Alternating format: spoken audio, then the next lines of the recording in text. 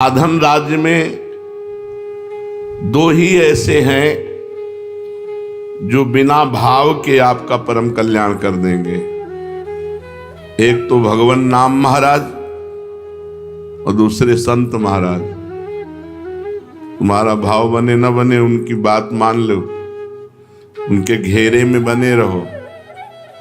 दो ही ऐसे हैं जो बिना भाव के भी तुम्हें परम पद दे देंगे। एक तो नाम महाराज, भगवान का नाम, और दूसरा संत महाराज। संत कृपा करें तो घोर पापी को भी महात्मा बना दें, और बना दिया। बहुत से ऐसे प्रसंग हैं। सच्चे संत मिल जाएं जो भगवान में रमण करते हैं, तो जैसे लोहा का भाव हो या ना हो, पारस मणि छू जाए तो सोना बन ही जाएगा। ऐसे हमारे भाव हो या ना हो, संत मिल जाएं तो हमारे अंदर के दुर्गुणों का नाश हो ही जाएगा और हम स्वर्ण की भांति चमकने लगेंगे, सद्गुण संपन्न हो जाएंगे। तो सच्चे संत कैसे मिले, क्या करें जिससे हमें सच्चे संत मिले और उनसे हमारा कल्याण हो? तो देखो, सच्चे संतों की जमात नहीं होती, भीड़। सच्चे संतों की जमात नहीं होती। तथापि आपकी प्रबल श्रद्धा और उत्कंठा हो कि मुझे सच्चे संत मिले, तो भगवान आप पर कृपा करें पहले, फिर आपको सच्चे संत मिलेंगे। जब द्रवहि दीन दयालु राघो तो साधु संगति पाइए। संतों का संग ऐसे नहीं है। जब आपकी प्रबल श्रद्धा और चाह हुई या प्रबल पुण्य पल एकत्रित हुआ तो भगवान की कृपा हुई और फिर तुम्हें साधु समागम मिला। सच्चे संत भगवान की कृपा से मिलते हैं। संत मिलन की तीव्र आकांक्षा करो, भगवान से पुकारो कि आप सच्चे संत का हमें संग दे दो। संत मिलन के लिए भगवान से प्रार्थना करो, आराधना करो। जब भगवत कृपा हो जाएगी, या तुम्हें वहां पहुंचा दिया जाएगा या वो संत तुम्हारे पास स्वयं आ जाएंगे और तुम्हारा परम कल्याण हो जाएगा। संत मिलन का मतलब है परम कल्याण हो जाना। अब निश्चित भगवत प्राप्ति हो जाएगी, क्योंकि अब मोहि भाव भरोस हनुमंता, बिनु हरि कृपा मिले नहीं संता। जो प्रभु मोहि अनुग्रह कीन्हा, तो तुम आए दरसठ दीना।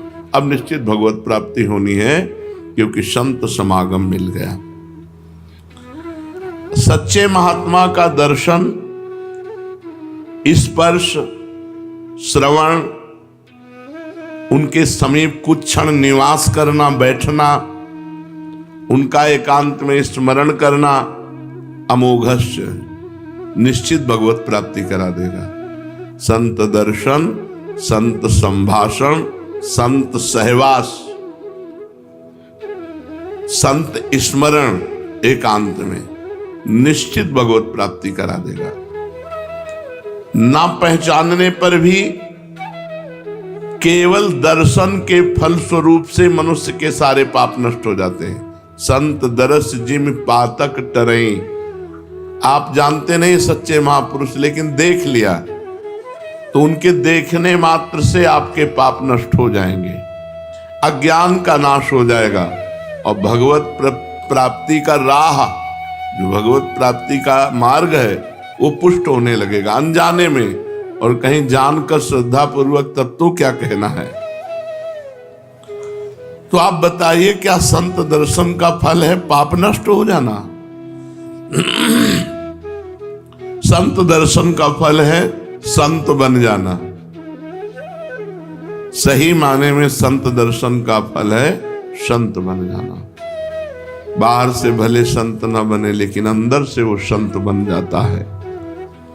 अनजाने में यदि किसी को संत समागम मिल जाए तो संत के प्रभाव से उसके पाप नष्ट हो जाएंगे, अवगुण नष्ट हो जाएंगे, और उनमें संतों के गुण प्रकाशित हो जाएंगे, संतों के गुण प्रकाशित हो जाएंगे। संत के अंदर जो भागवतिक परमाणु होते हैं वो दर्शन करने वाले, स्पर्श करने वाले, संभाषण करने वाले, जो संत से बातचीत कर ले तो उसके भजन का उस दिन का छठा हिस्सा उसे मिल जाता है, बातचीत करने वाले को। ये हमने सिद्ध महापुरुष से सुना है कि अगर संत तुमसे बातचीत कर ले तो उस दिन का, एक दिन का भजन का छठा हिस्सा तुम्हें प्राप्त हो जाएगा। तो संत के अंदर जो भागवतिक परमाणु होते हैं वो उस काम करते हैं। वो सामने वाले को देखा, बातचीत की, स्पर्श किया या पास बैठा या प्रसाद कुछ, उससे उसके अंदर के परमाणु बदल जाते हैं और वो आगे चलकर संत ही बन जाएगा। भेष भले न रखे, उसकी स्थिति साधुतामयी होगी, उसका स्वभाव संतमय होगा। लोग कहते हैं कि संतों की चरण धूल सिर पर लगाओ, ये क्या है, इसका क्या महात्मा है? संत की चरण धूल सिर चढ़ाने की तो बात रही दूर, यदि उनके चरणों का चिंतन कर लो तो तुम्हारा कल्याण हो जाएगा। फिर उनके चरणों की स्पर्श की हुई यदि धूलि माथे पे चढ़ गई तो तुम्हारा प्रारब्ध बदल जाएगा, भाग्य बदल जाएगा, अंतःकरण शुद्ध हो जाएगा और निश्चित तुम भगवत प्राप्ति के अधिकारी बन जाओगे यदि संत चरण धूलि सर पर धारण करोगे। रघुगण को यही उपदेश किया जड़ भरत जी ने कि न तपस्या से, न वेदाध्ययन से, न यज्ञों से, न सूर्य चंद्र की उपासना से, न गृहस्थ धर्म के पालन से, ये जो मैं उपदेश कर रहा हूं ये केवल महापुरुषों की चरण धूलि से जागृत होता है। रघु गणित तपसा नयात न चेज्या न निरूपणाद गृहाद्वा न छंदसा नैव जलाग्न सूर्यो बिना महात्पाद रजोभिषेकम। संत चरण धूलि अंतःकरण को शुद्ध करके भगवत साक्षात्कार करा देती है। और फिर श्री जी की चरण धूलि जो रज शिव सनकादि की आचत सो रज शीश चढ़ाओ, इसीलिए कहते हैं वृंदावन की रज माथे पे लगाओ, पूरे शरीर पे अभिषेक करो, लोटो इस रज में, तुम्हारे भाग्य बदल जाएंगे, तुम्हारा मंगल हो जाएगा। संतों की वाणी की बड़ी महिमा है, इसका क्या प्रभाव है? संत वाणी सीधा परिवर्तन करती है, सीधा सुना और परिवर्तन होने लगा। देखा बाद में, मिले बाद में, वर्षों पहले गलत आदतें छूट गई, गंदी बातें छूट गई, आप में अच्छी बातें आ गई, बाद में संत से मिले।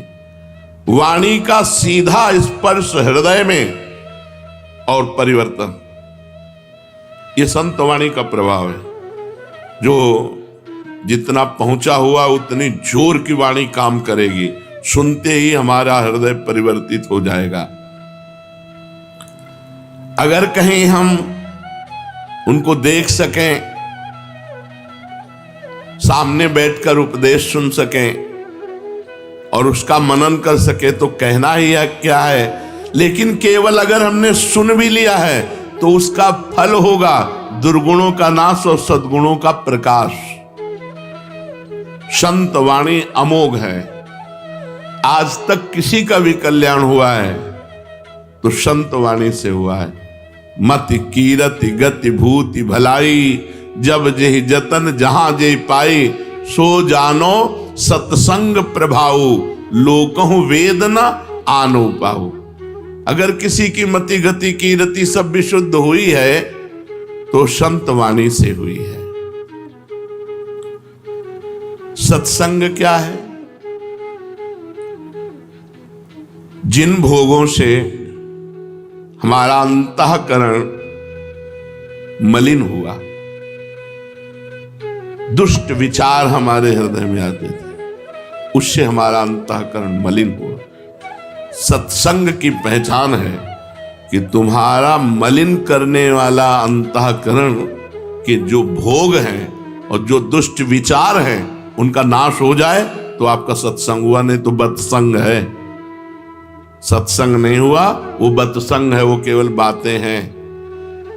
जिस वाणी के श्रवण से अंतःकरण मलिन करने वाले जो विषय भोग हैं, गंदे भोग हैं, उनका त्याग हो जाए, दुष्ट विचारों का त्याग हो जाए, तो जानो सत्संग हुआ है। अगर ये नहीं तो फिर सत्संग नहीं हुआ। विषय और भगवान, एक तरफ भगवान, एक तरफ विषय। माया का प्रभाव, भगवान का विस्मरण, विषय का स्मरण। सत्संग का प्रभाव, विषयों का विस्मरण और भगवान का स्मरण। हमारा प्रभु के साथ सत संबंध है, उसी में स्थित हो जाना सत्संग है। मैं भगवान का, भगवान मेरे। सत्संग का फल क्या है? अंतःकरण को बिगाड़ने वाले भोगों का त्याग, दुष्ट विचारों का त्याग और भगवान से अपनापन हो जाना। मैं भगवान का, भगवान मेरे। सत्संग का स्वरूप क्या है? इसके दो स्वरूप हैं। एक जो अंतःकरण की शुद्धि में कारण बनकर मोक्ष की प्राप्ति में साधन रूप होता है, ये उपदेश से होता है। एक सत्संग हुआ, उपदेश दे दिया, अब उसको अपने आचरण में उतारो और उतार कर भगवत प्राप्ति करो। और एक होता है संत संग,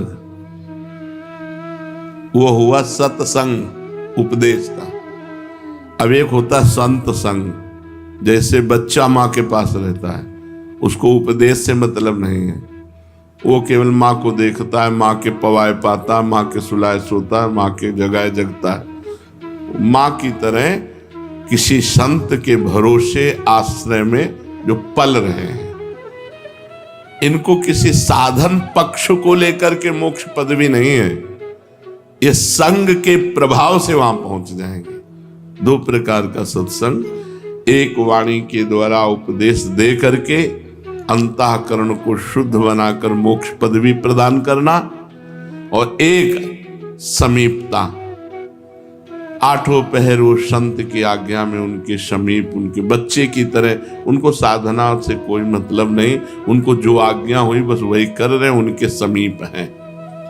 ये साधन पक्ष के नहीं, ये शरणागत पक्ष के हैं। ये स्वाभाविक भगवत प्राप्ति हो जाएगी। जैसे पिता की संपत्ति पर पुत्र का अधिकार, ऐसे स्वाभाविक हो जाता है। दूसरे की विशेष महिमा है, इनमें पहले की अपेक्षा दूसरे की विशेष महिमा है। उपदेश सुनकर और उसके अनुसार चलकर मोक्ष पदवी प्राप्त करना, और अपने को सर्वतोभावेन किसी संत के हाथ बेच देना, अधीन हो जाना। तो कह रहे पहले की अपेक्षा दूसरा विशेष है, किसी संत के अधीन हो जाना। ये बहुत बड़ी बात है। सत्संग अगर ना मिले तो क्या करें? बड़े सौभाग्यशाली हैं जिनको सत्संग मिलता है। सुतदारा धन लक्ष्मी पापियों के घर होए, संत समागम हरि कथा तुलसी दुर्लभ। ये साधारण बात नहीं जो बैठ करके आप भगवत चर्चा सुनते हैं। ये बड़े अहोभाग्य, भगवान की बड़ी कृपा की रोज हमें भगवत चर्चा कथन श्रवण का सौभाग्य मिलता है। यदि सत्संग ना मिले तो क्या करें?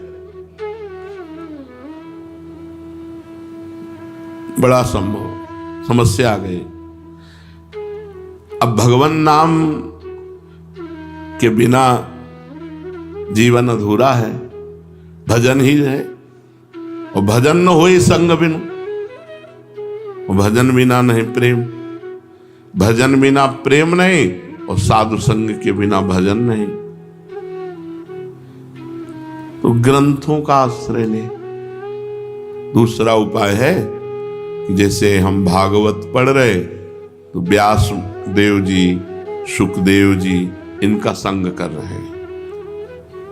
हम गीता जी पढ़ रहे तो भगवान का संग कर रहे हैं। हम कोई वाणी पढ़ रहे हैं संत की तो उन संत का संग कर रहे हैं। ग्रंथों का सहारा लें। वैसे तो प्रगट बात है, लेकिन जिनको प्रगट में संत संग ना मिले तो फिर ग्रंथों का सहारा ले, खूब ध्यान पूर्वक ग्रंथों को पढ़ें, उसके अनुसार चलें। अगर कोई ग्रंथ के उपदेश से या संत के उपदेश से नाम का ही जप करने लगे और नाम का ही ध्यान करने लगे, फिर आगे चलकर उसको किसी की जरूरत नहीं। वो नाम ही उसको सही रास्ता बताता जाएगा, नाम ही उसके गलत आचरण मिटाता जाएगा और नाम ही भगवत प्राप्ति करा देगा। नाम में रुचि होने तक जरूरी है शास्त्र और संत। जिसकी नाम में रुचि का मतलब होता है जी नहीं सकता बिना नाम के, अब उसके लिए कोई जरूरत नहीं, कोई मिले या ना मिले, क्योंकि जो संत संग का फल है वो उसे मिल गया। सब साधन कर यह फल सुंदर, प्रभुपद पंकज प्रीति निरंतर। निरंतर भगवान में स्थिति है चिंतन के द्वारा, तो अब वो खुद महापुरुष हो गया है। अब उसे किसी मार्गदर्शक की आवश्यकता नहीं, क्योंकि नाम भगवान विराजमान है उसके हृदय में। कुसंग क्या है? जिस व्यक्ति के संग से नाम छूट जाए, बुरे आचरण अच्छे लगने लगे, बुरे आचरणों में प्रवृत्ति होने लगे, भगवान का भजन छूट जाए, वो व्यक्ति, वो वातावरण, वो परिस्थिति, वो वस्तु, वो विचार, इन सबको त्याग दे। जिस व्यक्ति वातावरण, परिस्थिति, वस्तु, विचार के संग से भगवान का चिंतन छूट जाए, बुराई अच्छी लगने लगे, उसी का नाम कुसंग है। जाके संग कुमति मति उपजय, करत भजन में भंग, तजोरे मन हरि विमुखन को संग। दो बातें बताई, कुमति मति उपजय बुरे भाव, और भजन का भंग हो जाना। जो अभंग भजन चाहिए निरंतर, वो रुक जाना। भजन छूट गया और गंदे विचार आ गए, किसी वस्तु के खाने से या किसी वातावरण से या किसी व्यक्ति से या किसी परिस्थिति से, वो सब कुसंग है। वो व्यक्ति, वस्तु, परिस्थिति, विचार, वो सब कुसंग है जिसके संग से भजन छूट जाए और भोग अच्छे लगने लगे। भगवान की ओर से चित्त वृत्ति हटे जिसके संग से, भोग विषयों में रुचि बढ़े जिसके संग से, वो कुसंग है। यही पहचान है। कुसंग की पहचान है भोगों में रुचि बढ़े और भगवान से चित्त वृत्ति हटे, कुसंग हो गया। चाहे वो वस्तु का हो, चाहे व्यक्ति का हो, चाहे पदार्थ का हो, चाहे परिस्थिति का हो, बहुत सावधान रहना। हमें वो खाना नहीं, वहां जाना नहीं, वो देखना नहीं, उससे बोलना नहीं, उससे संबंध नहीं रखना जिससे भजन छूट जाए। जाके प्रिय न राम वैदेही, तजिए ताहि कोटि बैरीशम, यद्यप परम स्नेही। चाहे वो हमारा कितना प्रिय रिश्तेदार क्यों न हो। तो कुसंग का प्रभाव क्या है? मनुष्य को उन्नति के मार्ग से पतन के मार्ग में पहुंचा देना। संग के अनुसार मन बनता है और मन से आचरण होते हैं। तो जब कुसंग होता है तो मन गंदा हो जाता है, फिर मन गंदे विचार प्रकट करता है, फिर गंदे आचरण बनते हैं, दुर्गति हो जाती है। कुसंग का सीधा फल है दुर्गति।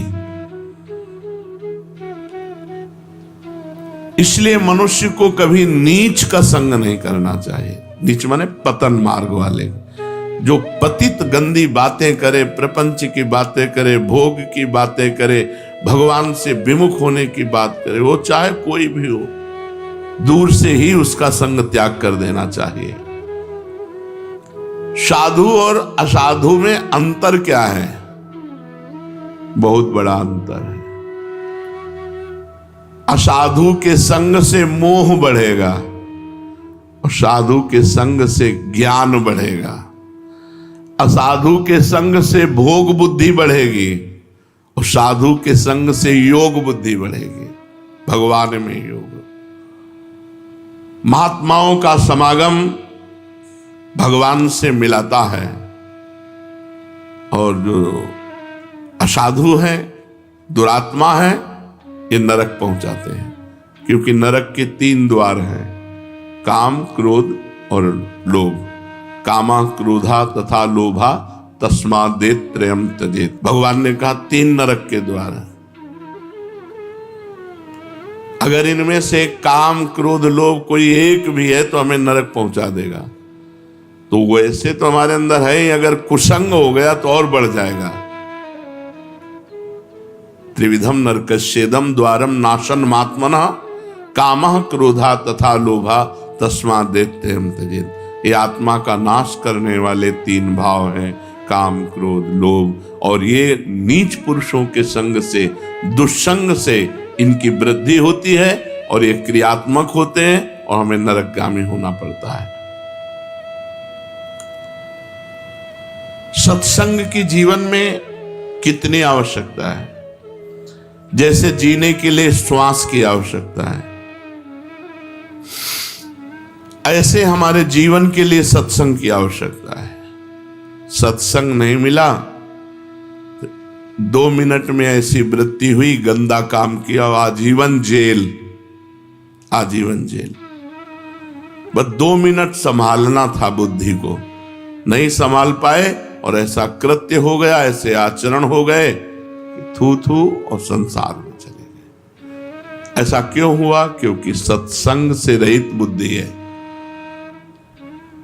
जीवन में जैसे जीने के लिए हमें श्वास की जरूरत है, ऐसे ही हमें सत्संग की जरूरत है। सत्संग की, बिना सत्संग के मनुष्य पशु है, राक्षस है, जो मन में आया सो कर रहा है। जिसके जीवन में सत्संग नहीं है उसका जीवन अधूरा जीवन है। जैसे हम श्वास के बिना जीवित नहीं रह सकते, ऐसे हम सत्संग के बिना परम पवित्र जीवन नहीं धारण कर सकते। चाहे वो जितनी अवस्था हो जाए, हमारी दुर्वासनाएं सत्संग से ही नष्ट होती हैं। संतों का मिलना या उनके पास जाना, ये प्रारब्ध भाग्य की बात है या कृपा की। हमारे भाग्य बड़े थे तो हमें संत मिले, या भगवान की कृपा हो गई। संसार में आना जाना, मिलना बिछुड़ना, ये सब प्रारब्ध के अनुसार होता है, भाग्य के अनुसार।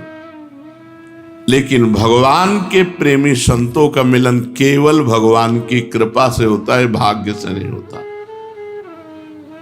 बिनु हरि कृपा मिले नहीं संता, केवल भगवान की कृपा से होता है। भगवान जिसे अपनाना चाहते हैं उसे संत समागम देते हैं। मतलब भगवान ने हमें स्वीकार कर लिया, हमें सत्संग मिलता है, ये प्रमाण है। भगवान जिसे अपनाना चाहते हैं उसे कृपा करके संत समागम देते हैं, और जिसे भटकाना चाहते हैं उसे कुसंग दे देते हैं। बड़ा दुर्भाग्य जिनको संत संग नहीं मिला, कुसंग में भटक रहे। ऐसे लाखों लोग हैं जो संत संग से सुधर गए, सुधर रहे हैं और सुधरेंगे। और ऐसे लाखों लोग हैं जो कुसंग से नष्ट हो गए। कुसंग सर्वथा त्याज्य, संत संग भगवान की कृपा से। कभी कभी वेशधारी से भी कुसंग हो जाता है। अगर वो सच्चा संत ना हुआ तो बहुत गड़बड़ हो जाता है। हमें लगता है संत है, तो जब हम देखते हैं तो काम क्रोध लोभ के गुलाम वेश संत का, वो मान मर्यादा सब भंग हो जाती है। जब भगवान द्रवित होते हैं, भगवान कृपा करते हैं, तब सच्चे संत का संग प्राप्त होता है। तो जिनके दर्शन से, जिनके पास रहने से जिनकी वाणी सुनने से, जिनकी बात मानने से संसार फीका लगने लगे और भगवान में रुचि हो जाए, उसे संत कहते हैं। जिनका दर्शन करने से, जिनके संभाषण से, जिनकी बात मानने से हमारा संसार का राग कम होने लगे और भगवान में रुचि बढ़ने लगे, हमारा भगवत भाव बढ़ने लगे, दैवी संपदा बढ़ने लगे, वही संत है, ये पहचान है। उसके संत से संसार का जो राग है वो संत संग से निश्चित कम होगा और भगवान का भजन बढ़ेगा, तब फिर पूर्ण रूप से संसार का राग नष्ट हो जाएगा। वास्तविक महात्मा कैसा होता है? कोई ऐसा नहीं कह सकता कि महात्मा ऐसा होता है, पर इतना जरूर हम कह सकते हैं कि जिससे कभी किसी का अकल्याण न हो, कारज की हानि न हो, यही सन हठ करिहो पहचानी, साधु ते होए न कारज हानि। जिससे कभी कार्य की हानि नहीं हो सकती, जो कभी परमार्थ विरोधी नहीं हो सकता, जिसके मिलने से निश्चित कल्याण है, वो महात्मा है। जो त्रिगुणातीत विकारों से परे है, वो महात्मा है। जो द्वंद्वातीत है, वो महात्मा है। जो चराचर जगत में अपने भगवान को देखता है, वो महात्मा है। जो नित्य आत्मा में स्थित है, वो महात्मा है। जिसके दर्शन, स्पर्श, संभाषण से अमृत पद की प्राप्ति हो जाए, वो महात्मा है। अगर हम संत महापुरुषों की पहचान करना चाहें तो किन लक्षणों से पहचाने? कोई पहचान नहीं। बाहरी बहुत से ऐसे आचरण संतों के होते हैं जिनसे आप ये मानना भी नहीं चाहेंगे कि ये संत हैं और बहुत उच्च कोटि के संत हैं। ऐसे संतों की बाहरी लक्षण देखें जिनसे आप पहचान नहीं सकते। हमारी बुद्धि का मापदंड प्रकृतिजन्य है, हमारी बुद्धि प्राकृतिक है। वो त्रिगुणातीत अप्राकृत महापुरुषों की पहचान कैसे कर सकती है? जैसे कबाड़ के तौलने वाले से सोना चांदी नहीं तौला जाता, उसका अलग तराजू होता है। ऐसे एक कबाड़ी बुद्धि महात्माओं को कैसे तौल सकती है कि कौन महापुरुष है, कौन कुपुरुष है? पर इतना जरूर हम कहते हैं कि सच्चे महापुरुष का यदि अनजाने में भी संग हो जाए तो निश्चित उसे भगवत प्राप्ति होगी। देवर्षि नारद जी ने कहा, महासंगस्तु दुर्लभो, महापुरुषों का संग दुर्लभ है, पर अगम्यों, उनका निर्वाह कर पाना कठिन है। अगर निर्वाह कर ले गए तो अमोघस्य, निश्चित भगवत प्राप्ति हो जाएगी।